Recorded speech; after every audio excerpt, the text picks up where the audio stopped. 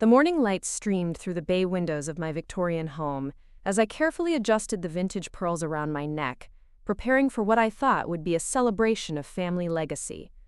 At 78, I had spent decades building something meaningful to pass down to future generations, never imagining that the very person I'd sacrificed so much for would one day look me in the eye and call me cringe as fuck.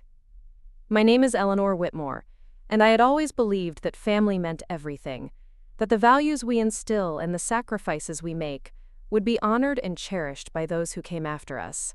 Before we jump back in, tell us where you're tuning in from, and if this story touches you, make sure you're subscribed, because tomorrow I've saved something extra special for you. I had always been what people might call old-fashioned, though I preferred to think of myself as someone who valued tradition, respect, and genuine human connection. My late husband Charles and I had built our wealth slowly and deliberately over 47 years of marriage, starting with a small accounting practice that grew into a successful financial consulting firm. We had lived modestly despite our growing assets, always mindful that money was a tool for creating security and opportunity, not for indulgence or show. Charles had passed away 3 years earlier, leaving me with a substantial estate and the responsibility of deciding how our life's work would benefit our family. Our only child, my daughter Patricia, had married young and moved to California, where she and her husband David had raised their son Trevor, in what I could only describe as an environment of immediate gratification and minimal accountability. Patricia had always been somewhat distant from the values Charles and I had tried to instill, preferring the fast-paced lifestyle of Silicon Valley to the quieter, more reflective existence we had cultivated in our small Connecticut town. Her husband David worked in tech, earning substantial income but also spending it as quickly as it came in on luxury cars, expensive vacations, and the latest gadgets. They had raised Trevor with every advantage money could buy, but seemingly little emphasis on gratitude, responsibility, or respect for others. When Charles died, I had established a substantial trust fund for Trevor, our only grandchild, believing that financial security would give him opportunities to pursue education, start a business, or contribute something meaningful to the world. The trust was worth nearly $2 million, carefully structured to provide him with a comfortable income while preserving the principal for future generations. At the time, Trevor was 22, fresh out of college with a degree in marketing that his parents had paid for, and seemingly ready to begin building his own life and career. The first signs of trouble had appeared during Trevor's visits home for holidays and special occasions. What had once been warm family gatherings gradually became tense affairs where Trevor seemed more interested in documenting everything for his social media accounts than actually engaging with the people around him. He would arrive at family dinners already filming himself, narrating his experiences as if his life were a constant performance for an invisible audience. During Christmas dinner the previous year, he had actually interrupted his grandfather's final Christmas toast to reshoot a video, because the lighting wasn't quite right for his Instagram story. I had initially dismissed these behaviors as generational differences, assuming that young people naturally expressed themselves differently than my generation had. Charles had been more concerned, noting that Trevor seemed incapable of having genuine conversations without relating everything back to how it would appear online, or what his followers might think about it. But even Charles, with his businessman's instinct for reading character, couldn't have predicted how dramatically Trevor's attitude toward family would deteriorate after his grandfather's death. The inheritance had changed Trevor in ways I hadn't anticipated. Rather than providing him with security and opportunity, the knowledge that he had access to substantial wealth seemed to have eliminated any motivation he might have had to develop his own character or capabilities. He had moved back home with his parents, ostensibly to help them through their grief, but actually to avoid the responsibilities of independent living while enjoying the benefits of his trust fund income. He spent his days creating what he called content, though from what I could observe, this primarily involved filming himself, giving opinions about topics he knew little about, and promoting products that companies paid him to advertise. During family video calls, which had become our primary means of communication since the pandemic, I began to notice changes in how Trevor spoke to me and about me. He would roll his eyes when I shared stories about my volunteer work at the local historical society, or my involvement with the church charity committee.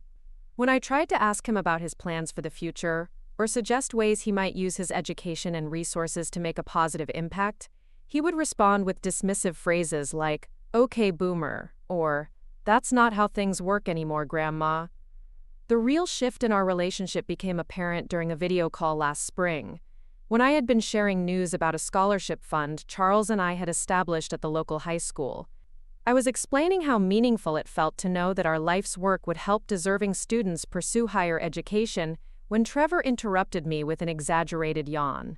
"Grandma, no offense, but nobody cares about this stuff anymore," he had said, not even looking up from his phone. "All this charity and scholarship whatever, it's just virtue signaling. You guys are from a different era." I had been taken aback by his casual dismissal of something Charles and I had considered one of our most important legacies, but I had tried to explain why helping others had always been central to our values. Trevor's response had been to laugh and say that my generation was obsessed with making themselves feel good about their privilege, instead of just enjoying life. That conversation had planted the first seeds of doubt about whether Trevor was the right person to inherit the wealth Charles and I had worked so hard to accumulate. But I had told myself that he was still young, still figuring out his place in the world, and that maturity would eventually temper his more selfish impulses. I had continued to hope that the responsibility of managing significant wealth would help him develop the character and wisdom necessary to use it well. Those hopes were shattered during what I now think of as the birthday incident. Trevor had turned 24 in June, and I had arranged to visit California for a small family celebration. I had been looking forward to spending time with him in person, hoping that face-to-face conversations might bridge the growing gap between us that seemed to widen with every phone call. I had brought him a thoughtful gift, a vintage watch that had belonged to his grandfather, along with a handwritten letter explaining the history behind it and the values Charles had hoped Trevor would embody as a man. The celebration had been held at an upscale restaurant that Patricia and David had chosen, one of those trendy establishments where the atmosphere was more important than the food, and everything was designed to photograph well for social media. Trevor had arrived late, making a grand entrance while filming himself and narrating his arrival for his followers. Throughout dinner, he had been more focused on capturing the perfect shots of his food and the restaurant's interior than on the conversations happening around him. When the time came for gift-giving, Trevor had opened his presents with the kind of performative enthusiasm that suggested he was still filming, even when his phone was supposedly put away. He had thanked everyone politely for their gifts, but it was clear that his attention was elsewhere, probably calculating how each item might work as content for his various. Preparing and narrating this story took us a lot of time. So if you are enjoying it, subscribe to our channel. It means a lot to us. Now, back to the story. Social media platforms. When he opened my gift and read the letter I had written about his grandfather's watch, something changed in his expression. Instead of the appreciation or sentimentality I had hoped for, I saw something that looked like annoyance or even embarrassment. "Thanks, Grandma," he had said, barely glancing at the watch before setting it aside. "It's very traditional." The way he said traditional made it sound like an insult, as if anything connected to previous generations was automatically outdated and irrelevant. I had tried to explain the significance of the watch, how Charles had worn it every day for 30 years, how it had been with him through every important moment of his career and family life. But Trevor's eyes had glazed over, and I could see him mentally checking out of the conversation. Later that evening, when we had returned to Patricia and David's house for cake and coffee, the real disaster had occurred. I had been showing Patricia some photographs from Charles's memorial service, sharing memories about friends and colleagues who had spoken about his impact on their lives. Trevor had been sitting nearby, supposedly listening, but actually scrolling through his phone and occasionally making comments to his online audience. At one point, I had begun telling a story about how Charles had helped a young couple buy their first home by providing financial guidance and support when they couldn't qualify for a traditional mortgage. It was one of my favorite examples of how Charles had used his expertise and resources to make a real difference in people's lives, and I was explaining how this kind of personal involvement in helping others had always been more important to us than simply accumulating wealth. Trevor had looked up from his phone with an expression of pure disdain and said words that I will never forget. "Grandma, you're being cringe as fuck right now." Nobody wants to hear these boring stories about Grandpa's random acts of charity or whatever. You sound like one of those old people who thinks everyone cares about their ancient history." The silence that followed was deafening. Patricia and David had looked mortified, but neither of them had said anything to correct Trevor's behavior. I had sat there, feeling as if I had been slapped, trying to process the casual cruelty of what my own grandson had just said to me in front of my family. But Trevor hadn't been finished. Emboldened by his family's failure to challenge him, he had continued. "Like, seriously, all this stuff about values and helping people and whatever, it's just so outdated. Your whole generation is obsessed with pretending you're better than everyone else because you did charity work or whatever. It's honestly embarrassing." That was the moment when everything changed for me. Sitting in my daughter's living room, listening to my grandson dismiss not just me personally, but everything Charles and I had spent our lives building and believing in, I realized that I had been living in denial about who Trevor had become. This wasn't just youthful rebellion or generational misunderstanding. This was a fundamental character flaw, a complete absence of respect, gratitude, or basic human decency. I had excused myself shortly after that, claiming fatigue from travel, and had spent the rest of my visit observing Trevor more carefully. What I saw was a young man who had never learned to value anything beyond his own immediate pleasure and social media validation.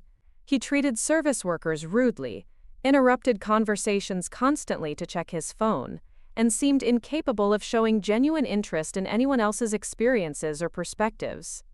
On my last morning in California, I had tried one final time to connect with him, asking about his plans for the future, and whether he had given any thought to using his advantages to make a positive impact in the world.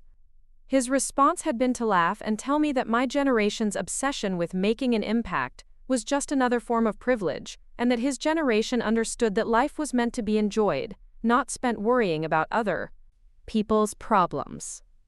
That conversation had convinced me that Trevor was not the person I had hoped he would become, and that leaving him substantial wealth would not serve him or society well. But I had not yet decided what to do about it. The trust fund was already established, and changing it would require significant legal work and family conversations that I was not sure I was prepared to have. The final straw came 2 months later, in August, when Trevor posted a video on his social media accounts that was brought to my attention by my neighbor's granddaughter, who followed him online. In the video, Trevor was giving what he called real talk about his family, specifically about me and my outdated values. He described me as an example of how older generations were stuck in the past and unable to understand that modern life required different approaches to success and happiness. But the part that truly devastated me was when he began mocking the stories I had shared about Charles, imitating my voice and mannerisms while describing what he called my obsession with dead husband's boring charity work. He had filmed this in the bedroom where he was staying at his parents' house, surrounded by expensive electronics and designer clothing that his trust fund income had purchased, while ridiculing the very people whose sacrifice and hard work had made his lifestyle possible. The video had received thousands of views and hundreds of comments, many from his followers who joined in mocking what they perceived as outdated values and boring family stories. Reading through the comments, I saw my life's work and my deepest beliefs reduced to punchlines for an audience of young people who had never learned to respect their elders or appreciate the sacrifices previous generations had made for them. That night, I had called my attorney and scheduled an appointment to discuss modifying Trevor's trust fund. I had spent weeks considering whether this was the right course of action, whether I was being too harsh or failing to account for the possibility that Trevor might mature and develop better judgment over time. But the more I reflected on his behavior and attitude, the more convinced I became that giving him access to substantial wealth would only enable his worst impulses and prevent him from ever developing the character necessary to be a good man. The legal process of modifying the trust had been complex, but my attorney had assured me that as the trustor, I retained the authority to change the terms and beneficiaries under certain circumstances. We had worked together to restructure the trust so that Trevor's inheritance would be contingent on meeting specific requirements related to education, employment, community service, and demonstrating basic respect for family members. The new terms required Trevor to complete additional education in a field related to serving others, to maintain steady employment for at least 2 years, to contribute a significant number of hours to charitable organizations, and to issue a formal apology for his disrespectful behavior toward me and other family members. If he failed to meet these requirements by his 30th birthday, his inheritance would be redirected to charitable organizations focused on education and elder care. I had also included provisions that would immediately terminate his access to the trust if he continued to publicly mock or disrespect family members, particularly in the context of social media or other public forums. The legal language was carefully crafted to protect both Trevor's potential future redemption and my own dignity and values. The process of informing Trevor about these changes would be the real test of whether he had any capacity for self-reflection and growth.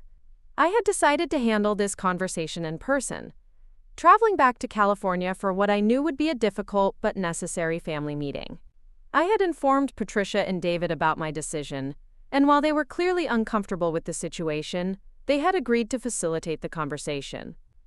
The morning of that conversation, I had sat in Patricia's guest bedroom, preparing myself for what I knew would be an emotionally challenging confrontation. I had brought copies of Trevor's social media posts, printed transcripts of his most disrespectful comments, and documentation of the new trust requirements. But more importantly, I had brought a letter I had written to Charles, explaining why I believed this course of action was necessary, and asking for his guidance in handling a situation he could never have anticipated. Reading that letter aloud to myself had strengthened my resolve, and reminded me that protecting our family's values and legacy was more important than avoiding conflict or maintaining superficial family harmony. Charles had spent his entire career helping people make difficult financial decisions, and I knew he would have supported my choice to ensure that our wealth would ultimately serve purposes aligned with our deepest beliefs and values. The confrontation itself had been even more dramatic than I had anticipated. When I presented Trevor with the modified trust documents and explained the new requirements, his initial response had been disbelief, followed quickly by anger and accusations. He had claimed that I was being manipulative and controlling, that I was using money to force him to conform to outdated expectations that had no relevance to his generation or lifestyle. When I showed him printouts of his social media posts, particularly the video where he had mocked me and Charles, he had initially tried to dismiss them as harmless jokes that I was taking too seriously. But as I read his own words back to him, describing in detail how he had ridiculed our values and our life's work for the entertainment of his online followers, something in his expression had shifted. For the first time since he had become an adult, Trevor had been forced to confront the real consequences of his behavior and choices. The trust fund that had provided him with financial security and enabled his lifestyle was no longer guaranteed, and his future access to that wealth depended entirely on his willingness to develop the character and values he had spent months publicly rejecting. His parents had been largely silent during this confrontation, clearly torn between supporting their son and acknowledging that his behavior had been unacceptable. Patricia had eventually spoken up to say that she thought Trevor needed time to process the new requirements, and that perhaps some family counseling might help everyone work through the underlying issues. But I had been clear that this was not a negotiation or a family therapy situation. These were the new terms of Trevor's inheritance, based on his demonstrated character and behavior. He could choose to meet the requirements and claim his inheritance, or he could continue on his current path and forfeit his access to wealth he had never earned and clearly did not appreciate. The immediate aftermath had been predictably dramatic. Trevor had posted another video, this one describing me as a quote.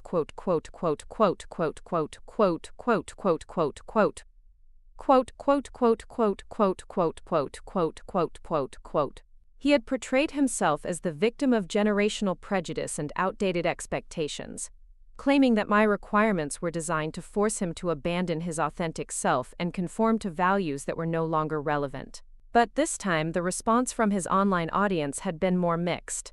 Many of his followers had commented that his grandmother's requirements seemed reasonable, that community service and steady employment were basic adult responsibilities, not unreasonable demands. Some had pointed out that he was complaining about losing access to money he had never earned while simultaneously insulting the people who had worked to provide it for him.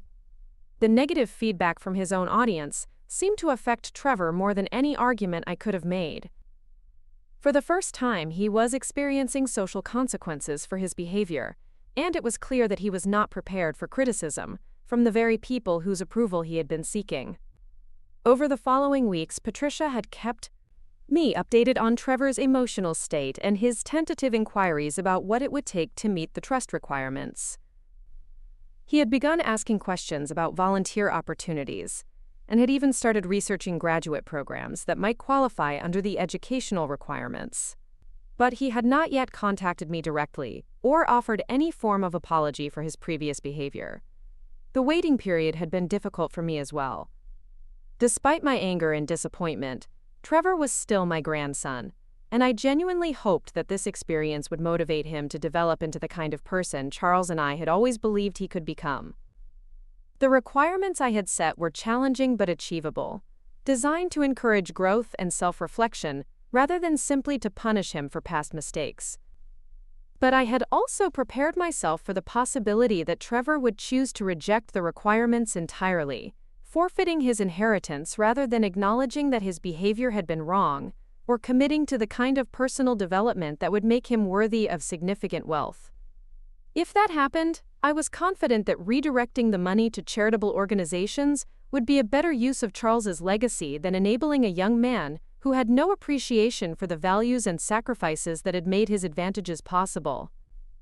The first sign that Trevor might be genuinely reconsidering his attitude came in the form of a handwritten letter delivered to my Connecticut home 3 weeks after our confrontation. The letter was not the apology I had required, but it was the first communication from him that suggested any capacity for self-reflection or acknowledgement that his behavior might have been inappropriate. In the letter, Trevor had written about his confusion and anger over my decision, but also about his gradual realization that his lifestyle had been entirely dependent on wealth he had not created and did not deserve simply by virtue of being born into our family. He described conversations with friends and followers who had pointed out that my requirements were actually quite reasonable expectations for any adult, regardless of their family's financial situation. The letter had concluded with a tentative inquiry about whether I would be willing to meet with him to discuss the requirements in more detail and to help him understand how to begin fulfilling them. It was not the full apology and acknowledgement I had demanded, but it was a beginning, a sign that perhaps Trevor was capable of the kind of growth and maturation that would eventually make him worthy of his inheritance. Reading that letter had given me the first sense of hope I had felt since the birthday incident. Perhaps my decision to restructure the trust had achieved its intended purpose, forcing Trevor to confront his own character and consider what kind of person he wanted to be. The process would be long and difficult, requiring genuine changes in his behavior, values, and priorities. But for the first time since Charles's death, I began to believe that my grandson might eventually become the kind of man his grandfather would have been proud of. The upcoming months would test both of our commitments, mine to maintaining the standards I had set, and Trevor's to the personal development necessary to meet them. The trust fund that had once seemed like a guaranteed inheritance had become a mirror, reflecting back to Trevor the person he had become, and challenging him to grow into the person he was capable of being.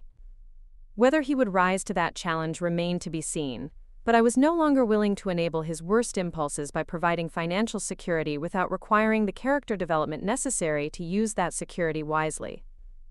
Charles had always said that true wealth was not measured by what you accumulated, but by how you used what you had to benefit others. It was time for Trevor to learn that lesson, and for our family's legacy to reflect the values that had always mattered most to us. The woman who had been called cringe as fuck by her own grandson had discovered that sometimes the most loving thing you can do for someone is to refuse to enable their worst behaviors, even when that refusal comes with significant emotional and financial consequences. The trust fund that had once guaranteed Trevor's comfort had indeed become cringe, but only because his attitude and behavior had made him unworthy of the inheritance he had taken for granted. As I sat in my Victorian home, looking at Charles's photograph on the mantel and reflecting on the difficult decisions I had made, I felt confident that I had honored both our values and our responsibility to use our wealth in ways that would ultimately serve the greater good. Whether Trevor would choose to grow into the kind of person who deserved that inheritance was entirely up to him. But either way, our money would eventually go to purposes and people who understood the difference between privilege and responsibility, between wealth and worth. The battle for Trevor's character and our family's legacy had only just begun, but I was prepared for whatever came next, secure in the knowledge that I had chosen love over enabling, standards over comfort, and values over easy family harmony. Sometimes the hardest conversations lead to the most important changes, and sometimes the greatest gift you can give someone is the opportunity to become worthy of what they hope to receive. The weeks following Trevor's letter were filled with a tension I hadn't experienced since the early days of building Charles's business, when every decision carried the weight of our entire future. I found myself checking my phone more frequently than usual, wondering if Trevor would follow through on his tentative request for a meeting, or if his momentary introspection would fade back into the entitled indifference that had characterized his behavior for so long. My daily routines, once comforting in their predictability, now felt charged with anticipation and uncertainty. During my morning walks through the historic district of our small Connecticut town, I found myself rehearsing conversations I might have with Trevor, considering how to balance my firm commitment to the trust requirements with genuine hope that he might be capable of meaningful change. The autumn leaves were beginning to turn, painting the familiar streets in brilliant oranges and golds that reminded me of the changing seasons Charles and I had witnessed together in this same neighborhood for decades. But this autumn felt different, marked by the possibility of either reconciliation or permanent estrangement with my only grandchild.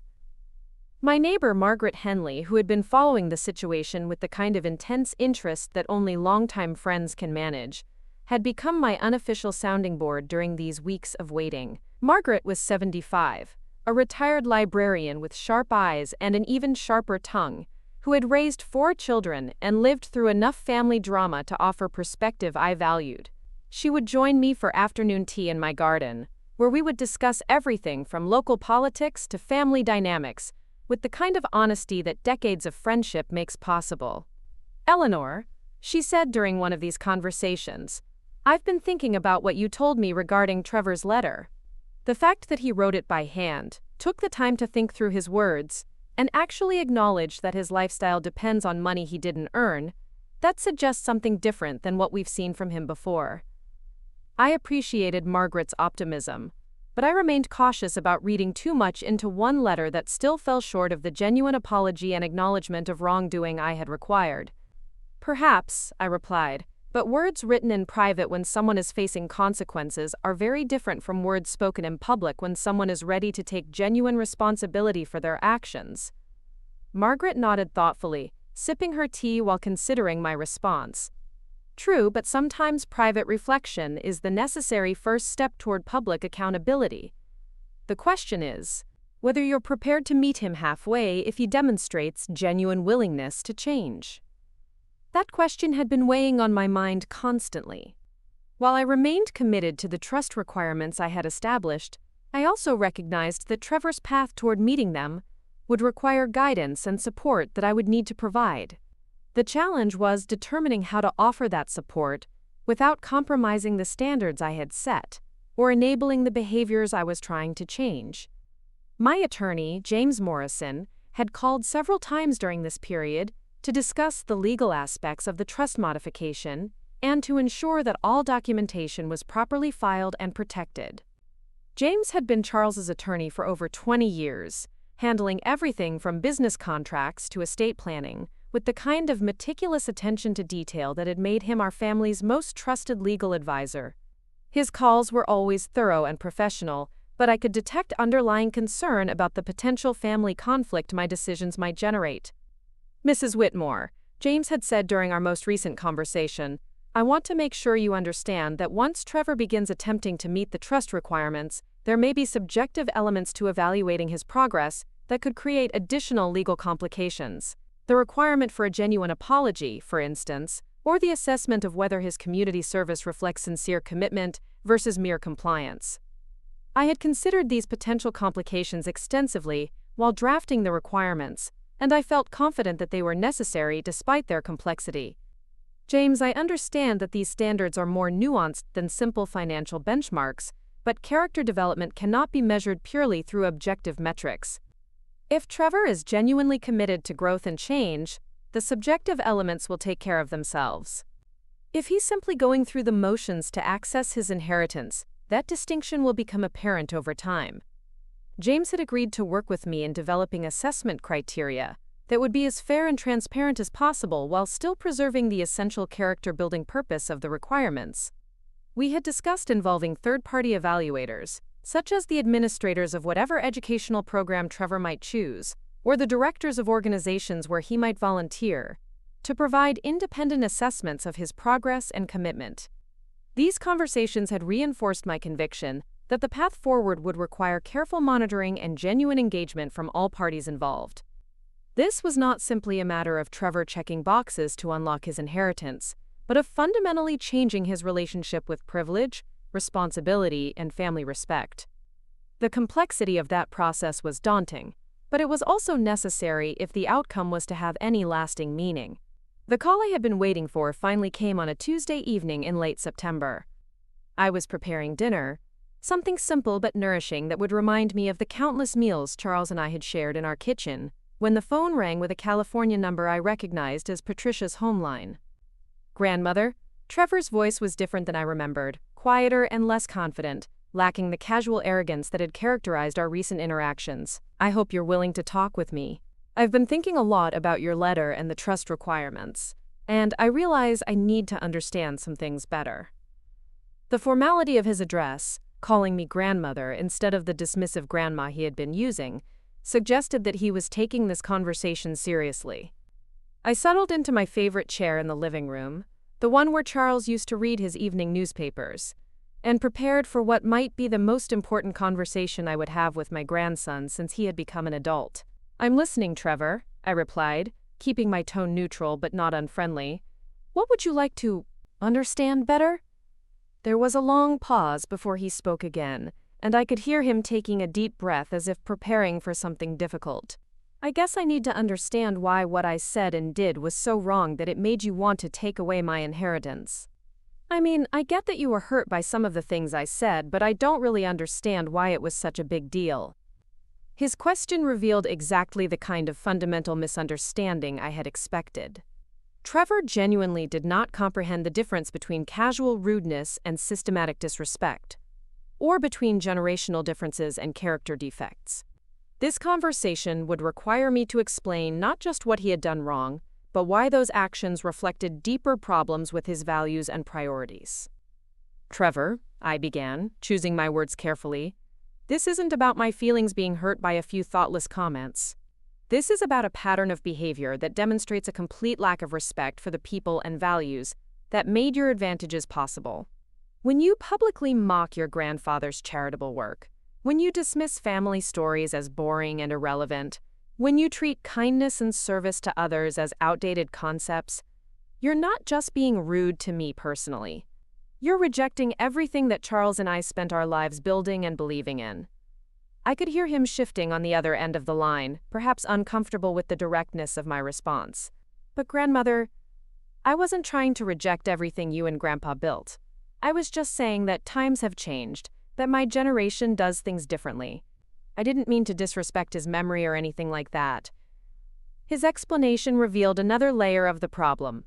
Trevor seemed to believe that impact and intent were the same thing, that his motivations mattered more than the actual consequences of his actions. This was precisely the kind of thinking that had allowed him to justify increasingly disrespectful behavior while maintaining a sense of his own innocence. "Trevor, intent and impact are two different things," I explained. "You may not have intended to disrespect your grandfather's memory, but when you film yourself mocking the stories about his charitable work and post those videos for thousands of people to see, the impact is the same regardless of your intentions. And frankly, the fact that you didn't consider how your actions would affect others suggests a level of self-centeredness that concerns me deeply." There was another long pause, and when Trevor spoke again, his voice carried a note of defensiveness that suggested we were approaching the heart of the matter. "I just feel like you're judging me by standards that don't really apply anymore. Like, all this stuff about charity and helping people and whatever. That's great for you, but my generation has different ways of making a difference. My content reaches thousands of people, and I'm influencing them in positive ways."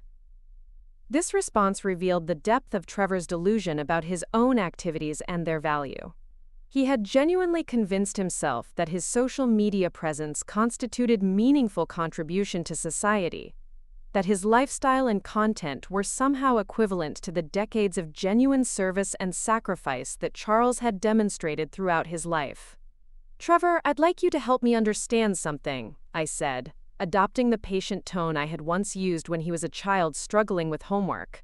"Can you give me specific examples of how your content has helped people solve real problems or made a positive difference in their lives?" The silence that followed my question was telling. When Trevor finally responded, his examples were vague and self-serving, focusing on entertainment value and brand promotion rather than genuine service or assistance to others. He talked about helping his followers discover new products, providing lifestyle inspiration, and creating content that made people feel good about themselves. "Those things may have value, Trevor," I acknowledged, "but they're not the same as using your advantages to address real human needs or contribute to solving serious problems. Your grandfather spent his career helping families achieve financial security, supporting young people's education, and using his expertise to benefit his community. Your content, as far as I can see, primarily benefits you and the companies that pay you to promote their products." This comparison seemed to hit home in a way that surprised me. Trevor's defensive tone softened, and for the first time in our conversation, he seemed genuinely uncertain rather than simply frustrated. "I guess I never really thought about it that way," he admitted. "But I don't know how to do the kinds of things Grandpa did. I don't have his skills or experience, and honestly, I'm not sure I would be good at that kind of work." This admission represented a breakthrough of sorts. Trevor was acknowledging limitations and expressing uncertainty about his capabilities, which was a significant departure from the confident dismissiveness that had characterized his previous communications. But it also revealed another aspect of the problem: his assumption that meaningful service required specific professional skills, rather than simply a commitment to putting others' needs before his own convenience. "Trevor, your grandfather didn't start his career with expertise in financial consulting," I explained. "He developed those skills over time because he was committed to helping people and willing to work hard to become capable of serving others effectively. The skills come from the commitment, not the other way around."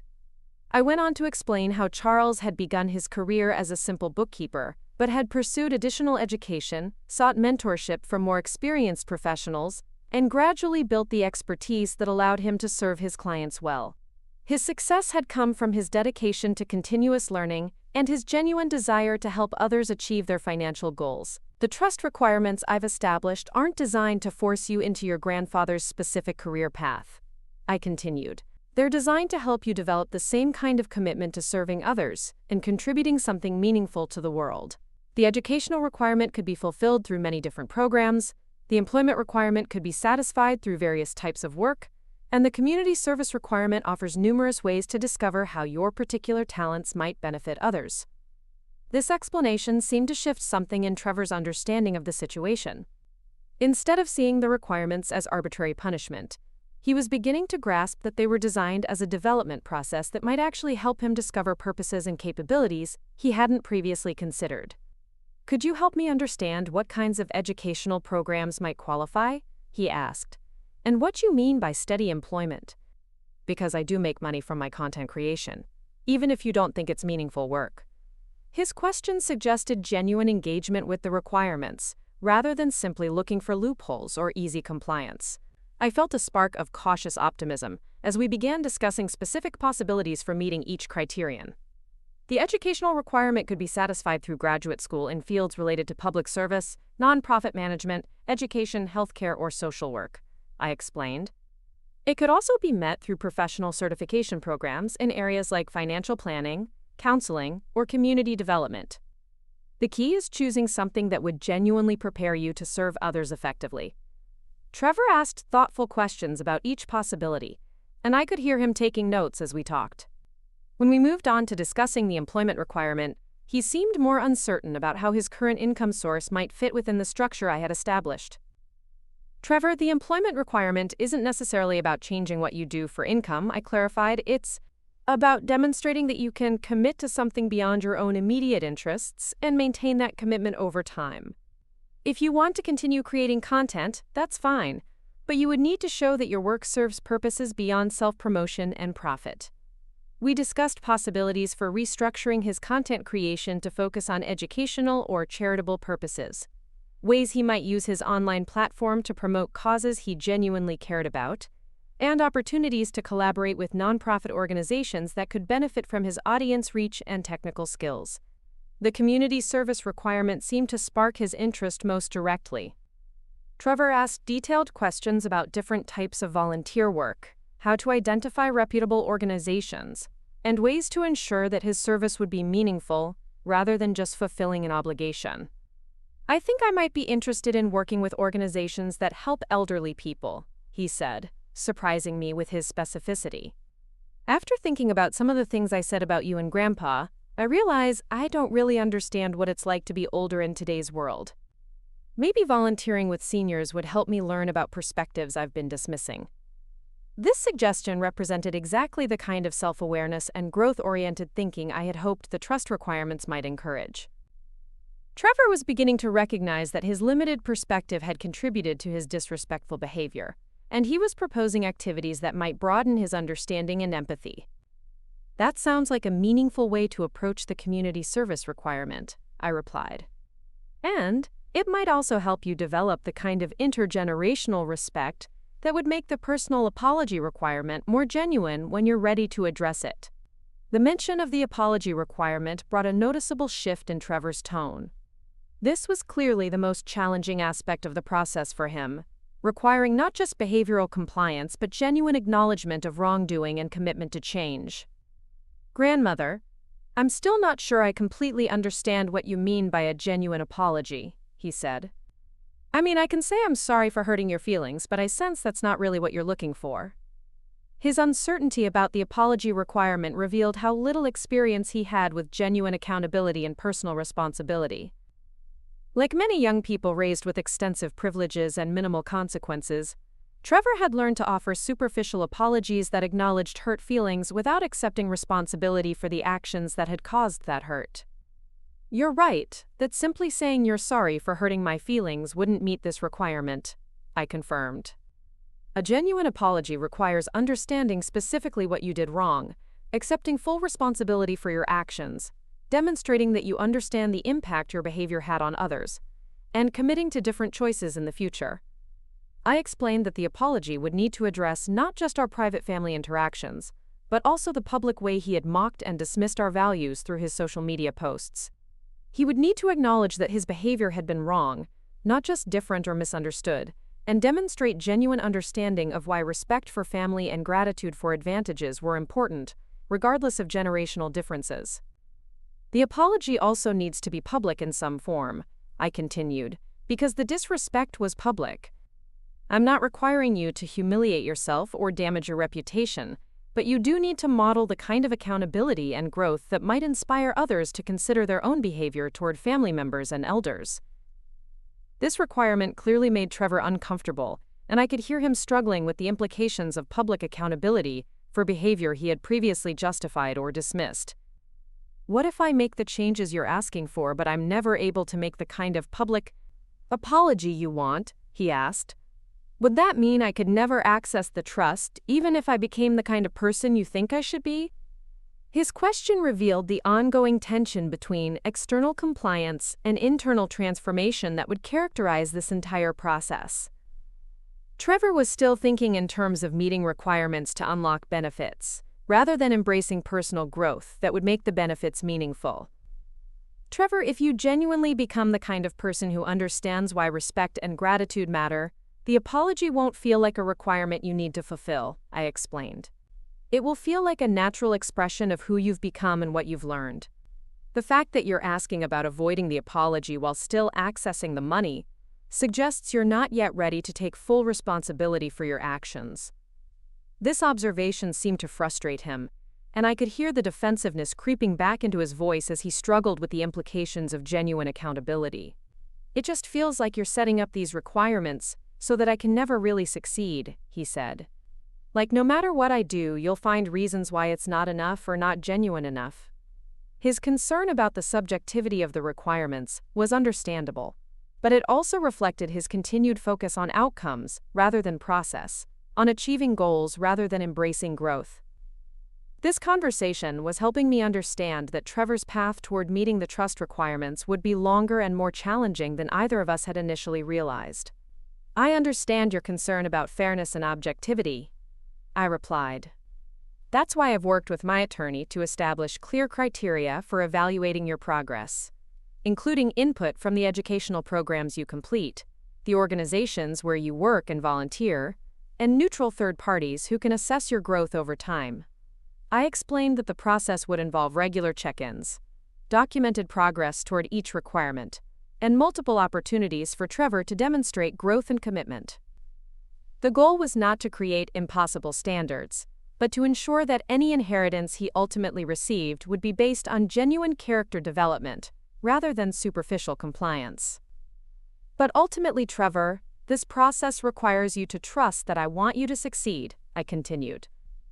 I've spent considerable time, energy, and legal fees creating a pathway for you to claim your inheritance. If I simply wanted to punish you or take your money away permanently, there would have been much simpler ways to do that. This point seemed to resonate with him in a way that surprised me. For the first time in our conversation, Trevor's voice carried a note of genuine appreciation rather than defensive calculation. I guess I hadn't really thought about it that way, he admitted. You could have just changed the will and been done with it. The fact that you created all these requirements and are willing to help me meet them, that does suggest you actually want me to have the inheritance eventually. His recognition of my underlying intentions represented another small breakthrough. Trevor was beginning to understand that the trust requirements reflected hope for his growth rather than simply punishment for his past behavior. The remainder of our conversation focused on practical next steps. Trevor committed to researching educational programs that might interest him and align with the trust requirements. He agreed to begin volunteering with local organizations immediately, even before formalizing his long-term plans, as a way of demonstrating good faith commitment to change. Most importantly, he asked if I would be willing to have regular phone conversations as he worked toward meeting the requirements, providing guidance and feedback on his progress. This request suggested that he was beginning to value family connection and mentorship, rather than simply viewing me as an obstacle to his financial goals. I would welcome regular conversations, I replied. But I want to be clear that my role will be to offer guidance and support, not to make the hard work easier for you. The growth you need to demonstrate will require genuine effort and commitment on your part. Trevor agreed to these terms, and we scheduled our next conversation for 2 weeks later, giving him time to begin researching options and taking initial steps toward meeting the requirements. After hanging up the phone, I sat in my living room feeling cautiously hopeful for the first time since the birthday incident. Trevor's tone and questions had suggested genuine engagement with the process rather than simple calculation about accessing his inheritance. But I remained aware that good intentions expressed during a single phone conversation were very different from sustained commitment to difficult personal change. Over the following days, I found myself reflecting on the conversation and considering how to balance encouragement with accountability as Trevor began working toward the trust requirements. Margaret, when I shared details of our discussion during our next afternoon tea, offered perspective that helped clarify my thinking about the path forward. It sounds like Trevor is beginning to understand that this isn't about you being cruel or controlling, Margaret observed, but understanding and acting are two different things. The real test will be whether he follows through on his commitments when the work becomes difficult or inconvenient. Her insight proved prescient. Within a week of our conversation, Trevor called to update me on his initial research and to ask for help with some challenges he was encountering. Grandmother, I've been looking into graduate programs like you suggested, but a lot of them have application deadlines that have already passed, and the ones that are still open require things like letters of recommendation and personal statements that I'm not sure how to write, he explained. His request for help with practical challenges was encouraging, suggesting that he was genuinely attempting to move forward rather than simply going through the motions. But it also revealed how little experience he had with the kind of sustained effort and planning that meaningful goals typically required. Trevor, The application process for graduate school is designed to help you clarify your motivations and demonstrate your commitment, I explained. Writing personal statements and securing letters of recommendation are opportunities to reflect on why you want to pursue additional education and to show others that you're serious about your goals. I offered to help him think through his motivations and identify potential recommenders, but I was careful to emphasize that the actual work of applications would need to be his responsibility. This balance between support and accountability would be crucial throughout his development process. The volunteer work proved to be another area where Trevor needed guidance, but ultimately had to take responsibility for his own choices and commitment. He had contacted several organizations that worked with elderly populations, but he was struggling to understand how to evaluate different opportunities and make commitments that would be meaningful, rather than just fulfilling requirements. I talked to this place called Senior Connections, that does things like helping elderly people with technology and providing companionship visits. He reported during our next scheduled call, but they want volunteers to commit to at least 6 months, and I'm worried about making promises I might not be able to keep. His concern about making commitments he might not honor was actually encouraging, suggesting that he was beginning to understand that volunteer work involved responsibilities to others, rather than just personal benefit. But it also revealed his continued uncertainty about his own reliability and staying power. Trevor, the fact that you're worried about keeping your commitments is a good sign, I reassured him. It shows you're starting to understand that other people will depend on your follow-through. But if you're not ready to commit to 6 months of service, that suggests you might need to spend more time thinking about your motivations and priorities before moving forward. This conversation led to deeper discussions about what genuine commitment meant and how Trevor could develop the kind of reliability that meaningful volunteer work required. I shared stories about Charles's volunteer activities and how he had approached service opportunities with the same level of professionalism and dedication he brought to his paid work. Your grandfather understood that when you commit to helping others, you're accepting responsibility for their well-being in that area, I explained.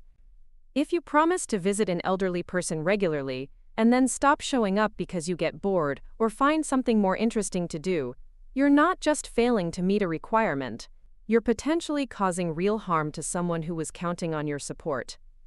These conversations about commitment and reliability seem to affect Trevor more deeply than our earlier discussions about respect and gratitude. Perhaps because he could more easily understand the practical consequences of unreliability, he was beginning to grasp the broader character issues that his behavior reflected. As autumn progressed into early winter, Trevor's weekly updates began to show genuine progress in several areas. He had submitted applications to 3 graduate programs in nonprofit management and social work, with personal statements that demonstrated thoughtful consideration of his motivations and goals. He had begun volunteering 2 mornings per week at Senior Connections, initially helping elderly clients learn to use smartphones and computers. More significantly, his descriptions of these activities showed increasing empathy and understanding of perspectives beyond his own. During one of our calls, he shared a story about helping an elderly woman set up video calling so she could talk to her grandchildren who lived across the country.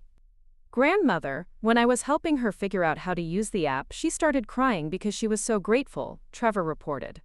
She said she hadn't seen her grandchildren's faces in months, and being able to talk to them regularly was going to make such a difference in her life. I realized that what seemed like a simple technical task to me was actually really meaningful to her. His growing awareness of how small actions could have significant impacts on others represented exactly the kind of perspective shift I had hoped the volunteer work would encourage. But I remained cautious about reading too much into early enthusiasm, knowing that sustained commitment would be the real test of whether his changes were genuine. The most challenging aspect of Trevor's development continued to be the requirement for a genuine apology and public accountability for his previous behavior. While he was making progress in other areas, he remained reluctant to address the social media posts that had publicly mocked our family values and his grandfather's memory. "I've been thinking about the apology requirement," he said during a call in early December, "and I'm still not sure how to approach it without making things worse. I mean, if I post something admitting that my previous videos were wrong, won't that just draw more attention to them and create more problems?" His concern about the practical challenges of public accountability was understandable, but it also suggested that he was still thinking more about protecting his reputation than about taking responsibility for his actions. This remained the most significant obstacle to his genuine growth and development. Trevor, the purpose of public accountability isn't to humiliate you or damage your reputation, I clarified. It's to demonstrate that you understand the impact of your actions and are committed to different choices in the future. If you approach it thoughtfully and genuinely, it's more likely to enhance your reputation than damage it. I suggested that he consider the public apology as an opportunity to model the kind of growth and accountability that might inspire others to reflect on their own behavior toward family members and elders. Rather than simply admitting wrongdoing, he could share what he had learned through his volunteer work and educational pursuits, showing his audience that personal growth was possible and valuable. Think about the elderly clients you've been working with at Senior Connections, I suggested. What would they think if they knew that someone their age had been publicly mocked and dismissed by their own grandchild? And what would it mean to them to see that same grandchild taking responsibility for their behavior and committing to change? This perspective seemed to shift something in Trevor's thinking about the apology requirement. Instead of viewing it as a potential source of embarrassment or professional damage, he began to consider it as an opportunity to contribute something positive to discussions about intergenerational respect and family relationships.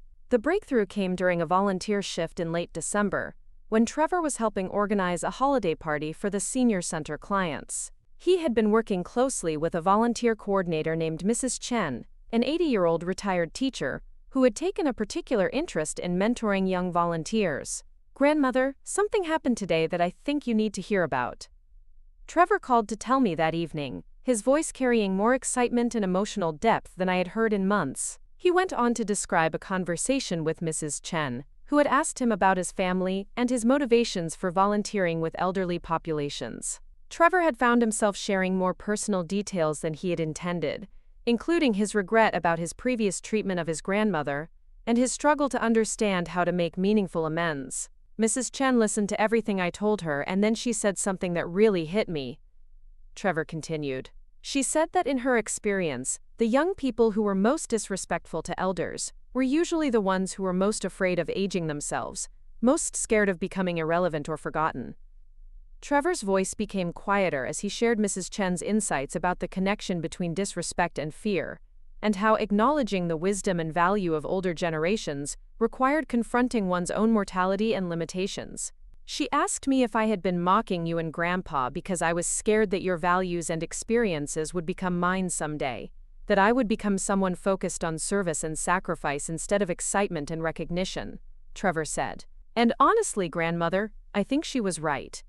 This level of self-awareness and emotional honesty represented a fundamental shift in Trevor's understanding of his own behavior and motivations. For the first time, he was acknowledging that his disrespect had stemmed from his own insecurities and fears rather than simply generational differences or legitimate criticism of outdated values. Mrs. Chen suggested that maybe the best way to apologize to you would be to show my followers that I had learned something valuable from older people, that intergenerational relationships could actually make young people stronger and wiser rather than just holding them back, Trevor continued. His description of this conversation filled me with hope that he was finally ready to approach the apology requirement with the kind of genuine understanding and commitment it required. More importantly, it suggested that his character development was becoming internally motivated rather than simply driven by external requirements. As we ended our call that night, Trevor asked if I would be willing to meet with him in person when he came home for Christmas. Not to discuss the trust requirements, but simply to spend time together as grandmother and grandson. This request, the first time in years that he had initiated purely social contact with me, suggested that our relationship was beginning to heal in ways that went beyond the formal requirements I had established. The young man who had once called me cringe as fuck was beginning to understand that the real cringe had been his own inability to recognize value and wisdom in perspectives different from his immediate peer group. The trust fund that had once seemed like a guaranteed inheritance was becoming a catalyst for the kind of personal growth that would make him genuinely worthy of the wealth he hoped to inherit. As I prepared for Trevor's Christmas visit, I found myself cautiously optimistic that the difficult process we had begun was finally bearing fruit in the form of genuine character development and renewed family connection. The path forward would still require sustained effort and commitment from both of us, but for the first time since Charles's death, I began to believe that my grandson might eventually become the kind of man his grandfather would have been proud of. Christmas morning arrived with the kind of pristine snow that transforms familiar landscapes into something magical and new. I stood at my kitchen window, watching the early light dance across the white-covered garden where Charles and I had planted our first rose bushes nearly 50 years ago, feeling a mixture of anticipation and nervous energy that reminded me of childhood Christmas mornings, when anything seemed possible. Trevor was arriving that afternoon, and for the first time in years I found myself genuinely excited about spending the holiday with my grandson rather than simply fulfilling family obligations. The house felt different as I prepared for his visit, filled with an energy that had been absent since Charles's death. I had spent the previous week cleaning and decorating with more enthusiasm than I had felt in months, not because I wanted to impress Trevor, but because I genuinely looked forward to creating new memories in spaces that had been too quiet for too long. The dining room, where we had shared so many tense conversations, now held a beautiful evergreen centerpiece and place settings for the intimate Christmas dinner I was planning. Margaret had stopped by earlier in the week to help me move some furniture and to offer her perspective on how to approach this potentially pivotal family gathering. Her wisdom had been particularly valuable as I considered how to balance my natural desire to celebrate Trevor's progress with the recognition that his transformation was still in early stages and would require continued support and accountability. Eleanor, the most important thing is to let him see that you're proud of the growth he's shown while still maintaining the standards you've established, Margaret had advised as we arranged fresh flowers in the living room. He needs to know that change is possible and worthwhile, but he also needs to understand that real character development is a long-term commitment, not just a temporary effort to access his inheritance. Her insight had helped me plan activities for Trevor's visit that would celebrate our renewed relationship, while also providing opportunities for deeper conversations about his ongoing development and future commitments. I had arranged tickets for the Christmas Eve service at our historic church, not because I wanted to impose religious obligations on him, but because I thought he might appreciate the community traditions and intergenerational connections that had always been meaningful to Charles and me. When Trevor's rental car pulled into my driveway that afternoon, I felt a flutter of nervousness that reminded me of waiting for first dates in my teenage years. Through the window, I watched him gather several packages from the back seat, moving with a deliberate care that suggested these were not last-minute obligation gifts but thoughtful choices he had made with specific intentions. His posture and expression seemed different, more composed and purposeful than the restless energy that had characterized his previous visits. "Grandmother," he said as I opened the door, and the warmth in his voice was immediately apparent. He looked directly into my eyes as he spoke, something he had rarely done during our difficult period, and I could see that his face carried a new kind of maturity that went beyond simply growing older. He embraced me with genuine affection, not the perfunctory hug of social obligation, and I felt years of tension and disappointment begin to dissolve in that moment of authentic connection. When he stepped back, I noticed that he was dressed more formally than usual, wearing a button-down shirt and slacks that suggested he understood this visit was significant and deserved his best effort at presenting himself well. "I brought you some things," he said, gesturing to the packages he had set down carefully in the entryway. "Not just Christmas presents, but some materials I thought you might want to see related to the work I've been doing and the programs I'm applying to." His desire to share his progress and seek my input represented exactly the kind of engagement I had hoped our renewed relationship might include. Rather than viewing me as an obstacle to his goals, Trevor was beginning to see me as a valuable source of guidance and support for his personal development. We settled in the living room with tea and Christmas cookies, a tradition Charles and I had maintained throughout our marriage and that I had continued as a way of honoring his memory during the holidays. Trevor commented appreciatively on the decorations and asked thoughtful questions about family traditions, showing interest in our history and values that marked a complete reversal from his previous dismissive attitude. "I brought you something I thought you should see," Trevor said, pulling out a tablet and opening a video file. "I recorded this last week, but I wanted to show it to you before I posted it anywhere. I need to know if you think it accomplishes what the apology requirement is asking for." The video he showed me was remarkable in its honesty and maturity. Trevor spoke directly to the camera, but his tone was conversational and sincere rather than performative. He began by acknowledging that he had previously posted content that was disrespectful to his family, particularly his grandmother and late grandfather, and that he had come to understand how hurtful and wrong his behavior had been. I thought I was being clever or funny by mocking what I saw as outdated values and boring family stories, he said in the video. But what I was actually doing was dismissing the wisdom and sacrifice of people who had worked their entire lives to create opportunities that I was taking for granted.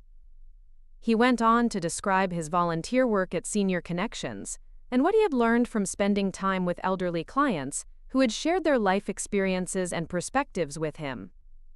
His description of these interactions was detailed and emotionally genuine, showing that he had truly listened to and learned from the people he was serving. Working with seniors has taught me that every generation has valuable insights and experiences that can help younger people avoid mistakes and make better choices, Trevor continued. When I mocked my grandmother's stories about my grandfather's charitable work, I wasn't just being disrespectful to them personally. I was rejecting wisdom and values that could have made me a better person if I had been mature enough to listen and learn. The video concluded with Trevor's commitment to using his platform to promote intergenerational respect and to share what he was learning about service, gratitude, and family relationships. He specifically acknowledged that his previous content had been wrong and harmful, and he apologized not just to our family, but to any viewers who might have been influenced by his disrespectful attitude toward elders. Watching this video, I felt a profound sense of relief and pride that went beyond anything I had expected when I first established the trust requirements. Trevor had not simply met the technical requirements for a public apology, he had demonstrated genuine understanding of his mistakes and authentic commitment to different choices in the future.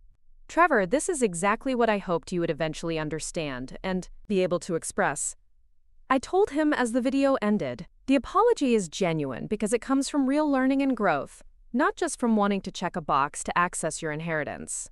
His relief at my positive response was evident, but I could also see that he valued my approval for reasons that went beyond the trust fund.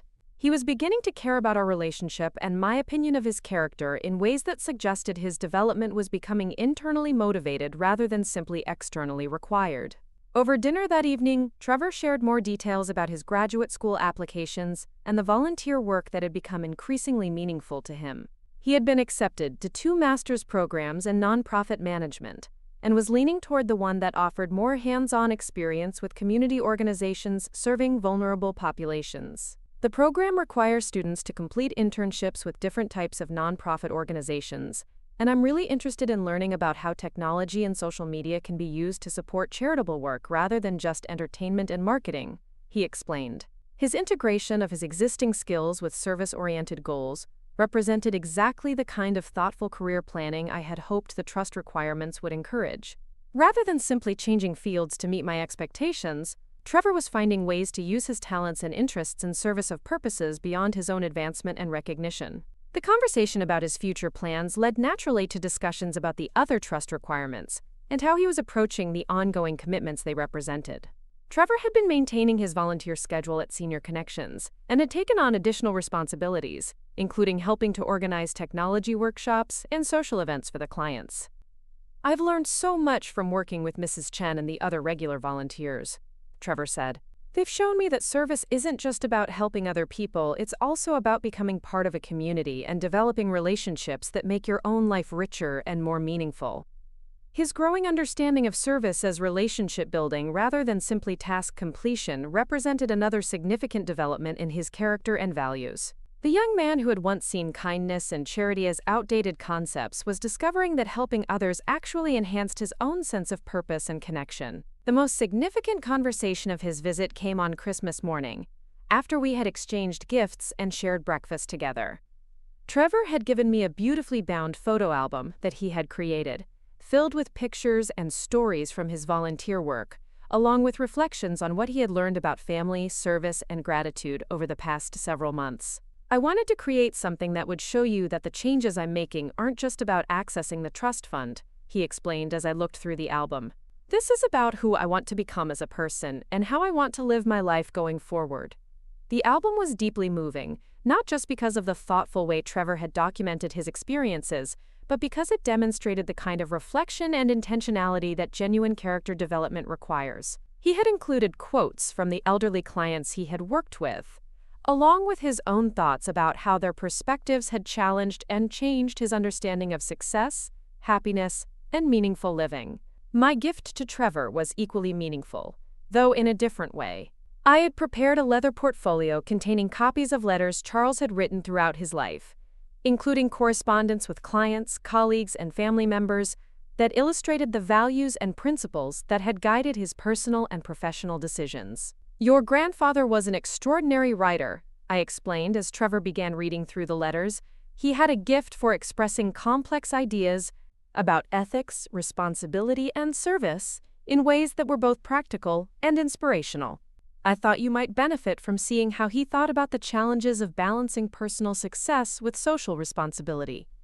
Trevor spent much of Christmas morning reading through Charles's letters, occasionally sharing passages that particularly struck him, and asking questions about the context and consequences of various decisions his grandfather had made. I could see that he was beginning to understand Charles not just as a family member, but as a role model whose approach to life and work offered guidance for his own development. The conversation that emerged from sharing these letters became the most important discussion Trevor and I had ever had about values, purpose, and the responsibility that comes with privilege. For the first time, he seemed genuinely curious about the philosophical and ethical frameworks that had shaped Charles's life, rather than simply dismissing them as generational differences.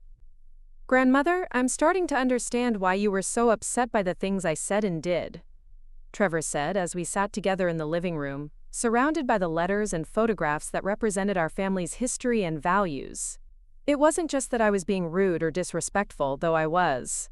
It was that I was rejecting everything that made Grandpa who he was, everything that your marriage was built on, everything that created the advantages I was taking for granted." His articulation of this understanding represented a breakthrough that went far beyond meeting the technical requirements of the trust. Trevor was demonstrating the kind of deep comprehension and emotional maturity that suggested his changes were genuine and likely to be lasting. We spent the remainder of Christmas Day working together in the kitchen, preparing a meal that combined traditional family recipes with some dishes Trevor had learned to make during his volunteer work. The easy collaboration and natural conversation that developed as we cooked together felt like the restoration of a relationship that had been damaged but not destroyed by our previous conflicts. That evening, as we sat by the fireplace sharing stories and planning for Trevor's return visits throughout the coming year, I felt a satisfaction and hope that had been missing from my life since Charles's death. My grandson was not only meeting the requirements I had established for accessing his inheritance, he was becoming the kind of person who would use that inheritance wisely and meaningfully. The formal evaluation of Trevor's progress took place in early February, involving not just my assessment of his development, but input from the organizations where he had been volunteering, the admissions counselors from his graduate programs, and the third-party evaluators my attorney had arranged to ensure objectivity and fairness. The reports from Senior Connections were overwhelmingly positive, with the volunteer coordinator describing Trevor as one of the most dedicated and effective volunteers they had worked with in recent years. His willingness to take on challenging assignments, his respect for the clients he served, and his commitment to learning and improving had impressed everyone who worked with him. Trevor has shown remarkable growth in empathy, reliability, and leadership during his time with our organization, the coordinator's report stated. He has moved beyond simply fulfilling volunteer obligations to becoming someone who actively contributes to our mission and enhances the experience of both clients and other volunteers. The graduate program where Trevor had enrolled offered similar assessments of his motivation and capability. His professors described him as a student who approached assignments with genuine curiosity and commitment, who contributed thoughtfully to class discussions, and who seemed authentically invested in developing the skills and knowledge necessary for effective nonprofit work.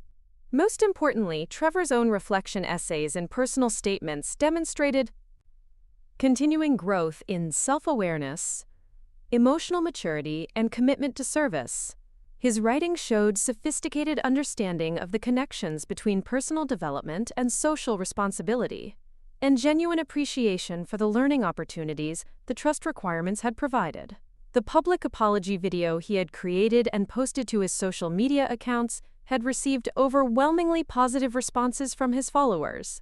Many viewers had commented on the maturity and honesty he had shown in acknowledging his mistakes, and several had shared their own stories about learning to appreciate family relationships and intergenerational wisdom. "Your video made me realize that I've been taking my grandparents for granted," one commenter had written. "I called them after watching this and actually listened to their stories, instead of just waiting for the conversation to end. Thank you for showing that it's possible to admit when you're wrong and commit to being better." The impact Trevor's apology had on his audience demonstrated that his character development was benefiting others beyond just our family relationships. His willingness to model accountability and growth was encouraging his followers to reflect on their own behavior and relationships, creating positive ripple effects that extended far beyond the original requirements. By spring, it was clear that Trevor had not only met but exceeded all of the trust requirements I had established. His graduate coursework was progressing excellently, his volunteer commitments had expanded into leadership roles, his employment through content creation had shifted to focus on educational and charitable purposes, and his public accountability had inspired positive changes in his audience and community. More significantly, our relationship had been completely transformed. Trevor called regularly, not because he felt obligated to update me on his progress, but because he genuinely valued our conversations and sought my input on important decisions. He had begun spending weekends at my house, helping with projects around the property, and simply enjoying the kind of intergenerational friendship that had been absent from our family for too many years. The moment when I formally notified Trevor that he had successfully met all trust requirements and would regain full access to his inheritance was less dramatic than either of us had expected. By the time he had completed the requirements, the money had become secondary to the relationships and purposes he had developed through the process of earning it. "Grandmother, I know this sounds strange, but I'm almost glad you took away my access to the trust fund," Trevor said during the phone call when I informed him of his success. "If you hadn't forced me to grow and change, I would have wasted the money and never discovered what I'm actually capable of contributing." His gratitude for what had initially seemed like punishment represented the ultimate validation of the difficult decisions I had made. The young man who had once called me cringe as fuck now understood that the real cringe had been his own inability to recognize value, wisdom, and opportunity when they were offered to him. The trust fund that had been restructured as a consequence for disrespectful behavior had become a catalyst for genuine personal development and renewed family connection. Trevor's inheritance was no longer simply money he would receive because of family relationships, but resources he had earned through demonstrated character and commitment to meaningful purposes. As I reflected on the journey we had traveled together over the past year, I felt profound gratitude for the wisdom and courage that had allowed me to stand firm in my convictions, while maintaining hope for Trevor's eventual growth. The process had been difficult and uncertain, requiring faith that love sometimes requires setting boundaries and that genuine change is possible when people are held accountable for their choices and given opportunities to become better versions of themselves. The influence of Trevor's transformation extended far beyond our immediate family. His graduate school classmates had elected him to leadership positions in student government, recognizing his combination of practical skills and genuine commitment to social justice.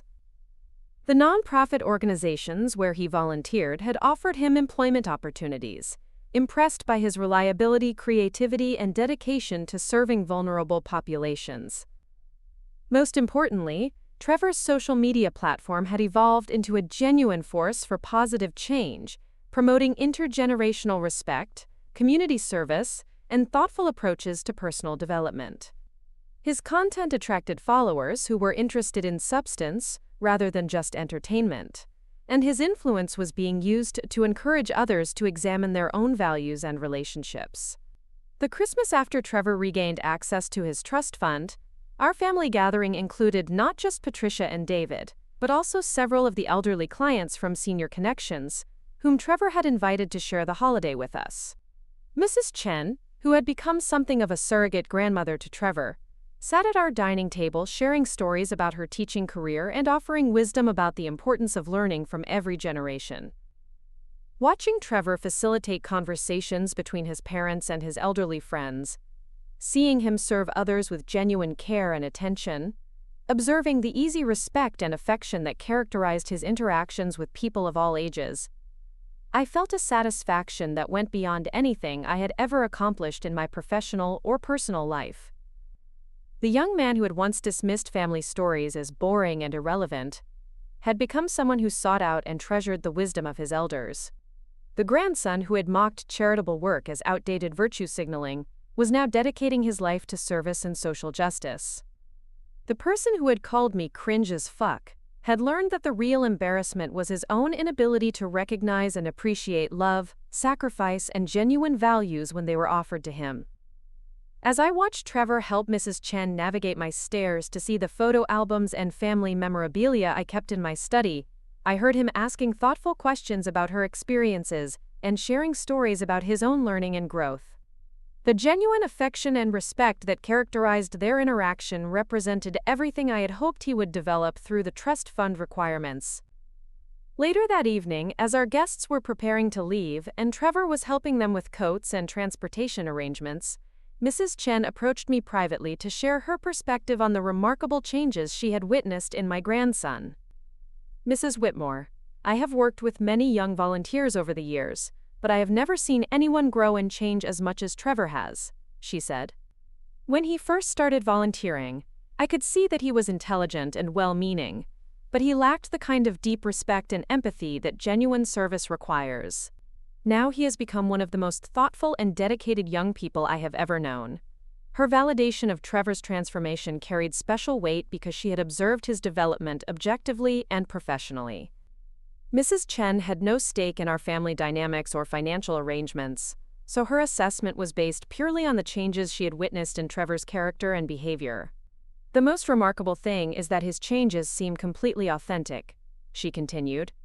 "Some young people volunteer because they want to improve their resumes or fulfill requirements, but Trevor genuinely cares about the people he serves. He has developed real friendships with our clients, and they trust him because they can see that his concern for them is genuine."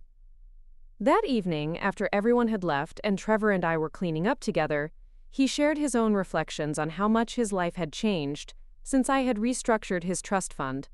"Grandmother, I know I thanked you before, but I want you to understand how grateful I am for what you did," he said as we worked together in the kitchen. "When you first told me about the new requirements, I was angry and scared because I thought you were trying to control me or punish me. But now I understand that you were actually offering me the chance to become someone I could be proud of." His gratitude was deeply moving, but what impressed me most was his understanding of the broader implications of his experience. Trevor had learned that privilege comes with responsibilities, that family relationships require mutual respect and care, and that genuine success is measured by contributions to others rather than just personal advancement. "I think about the person I was when I made that video mocking you and Grandpa, and I'm honestly embarrassed by how shallow and selfish I was," he continued. "But I'm also grateful that you cared enough about who I could become to force me to confront who I actually was." As we finished cleaning and prepared to spend our final evening of his visit together, Trevor asked if I would be willing to collaborate with him on a project he was developing for his graduate program. He was creating educational materials about intergenerational relationships and family financial planning, and he wanted to include our story as an example of how families could navigate conflicts about values and inheritance. "I think our experience could help other families who are struggling with similar issues," he explained. "Not everyone needs to have their inheritance restructured the way mine was, but the principles about respect, accountability, and character development could be valuable for any family dealing with conflicts about values and money." His desire to share our story and the lessons we had learned represented the ultimate demonstration that his changes were genuine and lasting. Trevor was no longer focused primarily on his own interests and advantages, but on how his experiences could benefit others who might be facing similar challenges. The project we worked on together over the following months became a comprehensive guide for families dealing with inheritance conflicts, intergenerational misunderstandings, and the challenge of raising responsible young adults in privileged circumstances. Our collaboration deepened our renewed relationship, while also creating resources that helped numerous other families navigate similar difficulties.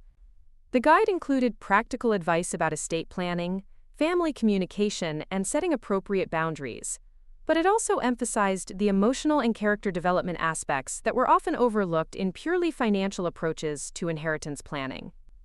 Trevor's perspective as someone who had experienced both the consequences of disrespectful behavior and the benefits of genuine character development added authenticity and credibility that made the materials particularly effective. As Trevor completed his master's degree and began his career in nonprofit management, the trust fund that had once been the source of our greatest conflict became simply one of many tools he used to serve others and create positive change in his community. He had learned to see wealth not as something he deserved because of his family relationships, but as resources that carried responsibilities and created opportunities to make meaningful contributions to society. The nonprofit organization Trevor eventually founded focused on bridging generational divides and promoting intergenerational collaboration on social and environmental challenges. His work brought together young people with energy and technological skills and older adults with wisdom and experience, creating partnerships that benefited both groups while addressing serious community needs. His success in this work was recognized not just locally but nationally, with invitations to speak at conferences and consult with other organizations about effective intergenerational programming. The young man who had once dismissed the value of elder wisdom had become a national advocate for the importance of learning from every generation. On the 5th anniversary of the day I had first restructured Trevor's trust fund, we celebrated at the senior center, where he had begun his volunteer work, and where Mrs. Chen was being honored for her decades of service to the community. Trevor was the featured speaker at the event, sharing the story of his own transformation and encouraging other young people to seek out relationships with elders who could offer guidance and wisdom.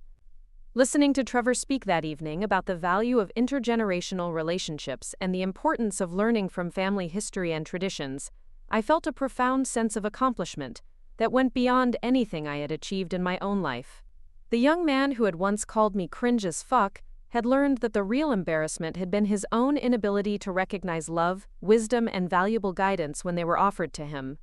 The trust fund that had been restructured as a consequence for disrespectful behavior had become a catalyst for character development that extended far beyond our family to benefit countless others in our community and beyond. Trevor's inheritance was no longer simply money he would receive because of family connections, but resources he had earned through demonstrated commitment to values and purposes that honored the best of what Charles and I had tried to build throughout our lives together. As I sat in that audience, surrounded by elderly friends and community members who had witnessed Trevor's remarkable transformation, I felt Charles's presence in a way that had been absent since his death.